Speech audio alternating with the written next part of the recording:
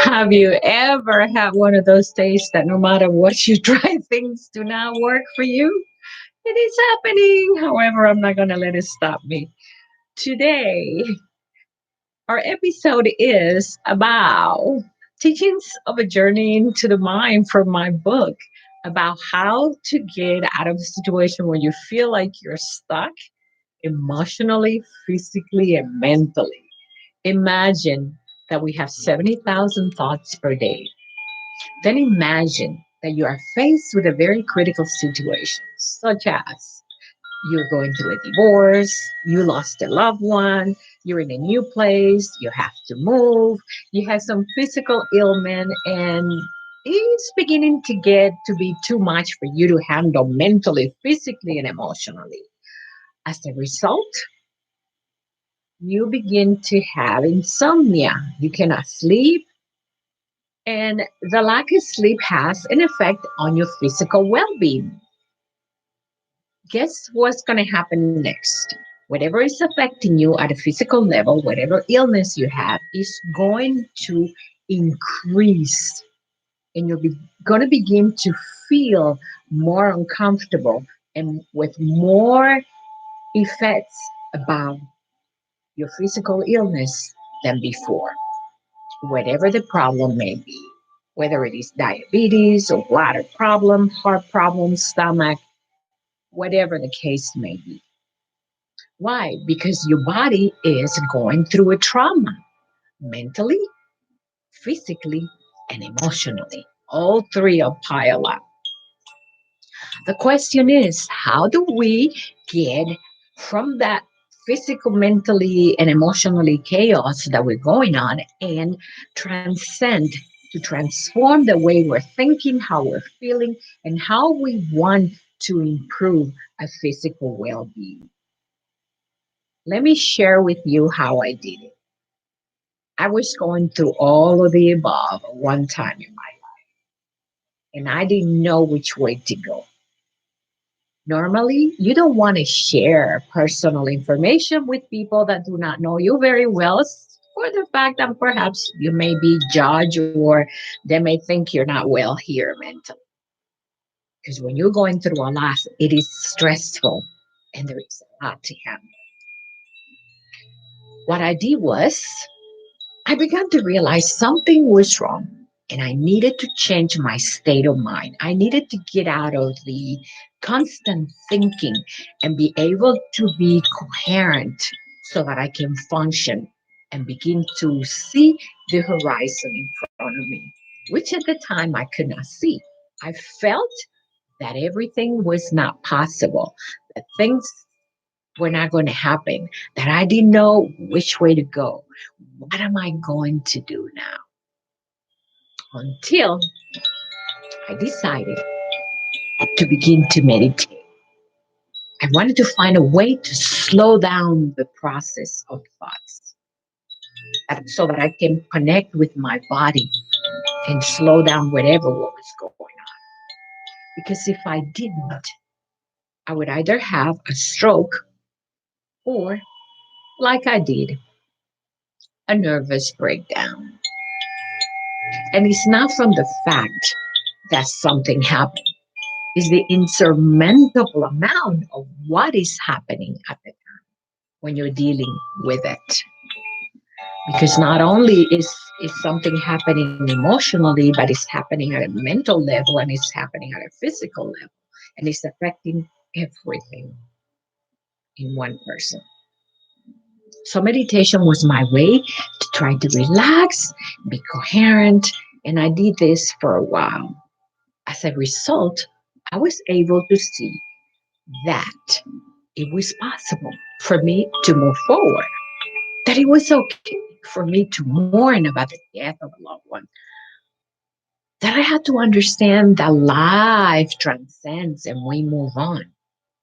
We normally want to attach ourselves to people, situations, and things, and we can do that. We have to allow to let go.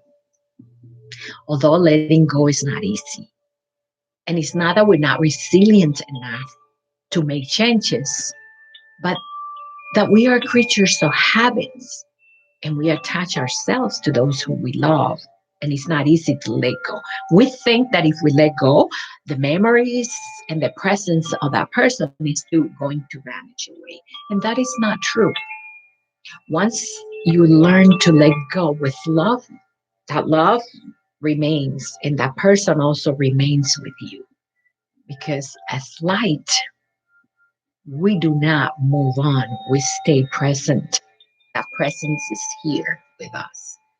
But such a theory is difficult to understand when we're going through the fact that we're separating from the physical being of the person that we know. Because there is an attachment at a physical level, not so much spiritually. Because once we understand the spiritual level of connection to that person, we understand that they're in a better position than we are, actually. And we have to release with love. Once I did that, and I was able to see the horizon, and I was able to understand, I had the power in my mind to control what I was thinking, how I was feeling, the emotions, so that I can transform my body at a physical level. However, it wasn't easy.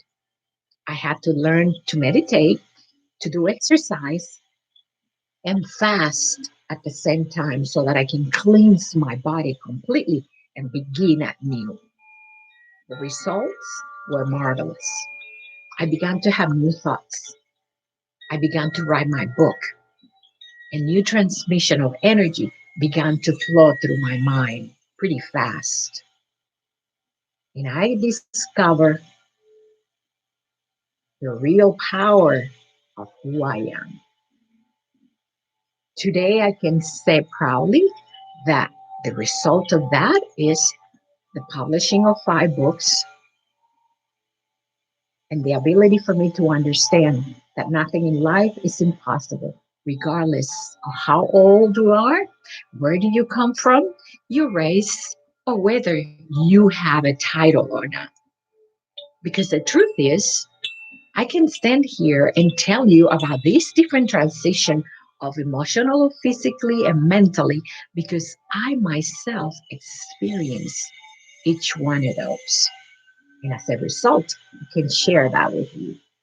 Otherwise, how else would I know how the mind transcends from 70,000 thoughts, from sleepless nights, from critical situation of depression, stress, and not seeing things and being stuck to becoming who I am today? I can attest that it's possible. All we have to do is understand that there is a problem. Recognize the problem. Understand that you're feeling the way that you're feeling, and it is okay to feel that way, but do not get stuck in the moment. Because when you get stuck in that moment, is when things begin to get obscure mentally, physically, even visually, spiritually. This is what we call being stuck. You're in an obscure place where you don't know which way to go. You don't know who to listen to. No one can get you out of there until you, as an individual, recognize there is a problem and face that problem face on. You can change drastically. I did it as a result of a lucid dream where I connected to a higher self and I saw something the next day, there was an instant transformation. So it is possible to transcend from the present now and the chaos of our mind and our thoughts to a moment where you become clear and you can see ahead of you. All of that is possible, but you have to want to change.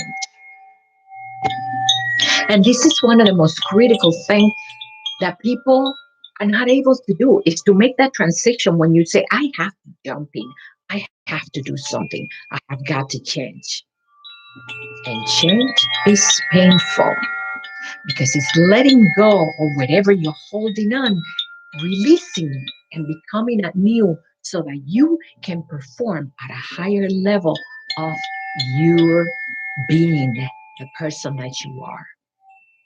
Unless you learn to let go and also understand that the transition is painful, you cannot understand the possibility of what comes after that. It is called freedom, freedom of the spirit, freedom of the mind, freedom of being stuck, freedom of letting go. It is one of the most beautiful transitions, yet it is one of the most difficult to experience because we're so used to holding on, holding on without releasing and letting go and being free, where we can express ourselves as we really are, as the individual and the being that we are. That is so beautiful. That once you rediscover that, you understand you were only stuck and in that situation. It's a reflection of your state of mind, not of whom you are. Because in reality, that is not who we are. It has been a pleasure, as usual, to have you here listen to me and to listen to my video in this episode of A Journey into the Mind to share how my book transcended what happened and my experiences on the basis of my physical, spiritual, and mentally well being transition to where I am today. I thank you and have a wonderful day. This is Francis. Love and light.